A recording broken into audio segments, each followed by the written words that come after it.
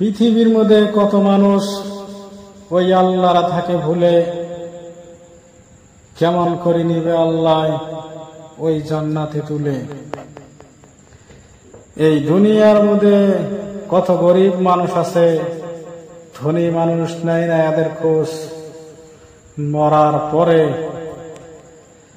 সূর্য তাপে ধনী মানুষ খাবো বুঝ। এই দুনিয়ার মধ্যে কত ধনী মানুষ আছে, গরিবের সাথে কয় না আও, গরিবের সাথে করে না আও।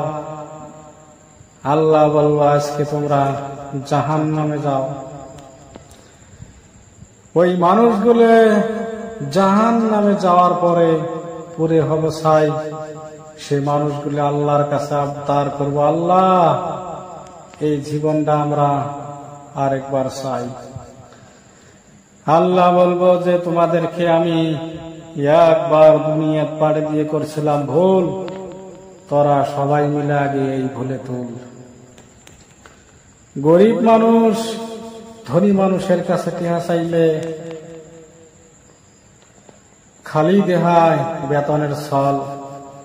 মরার পরে ফেরেশতা বলবো যে জাহান্নামে চল। জাহান্নামে যাওয়ার পরে ফেরেশতারা গর্জ মারতে মারতে ওই মানুষগুলো দিব ৭০ গজ মাটির তলে।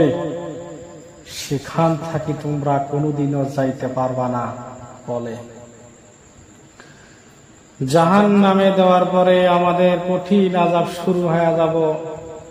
কাঁদতে কাঁদতে আমরা আল্লাহ তাআলাকে বলবো যে আল্লাহ তুমি আমাদেরকে কিছু হলেও দাও, জাহান্নামের আযাব দাও কমে।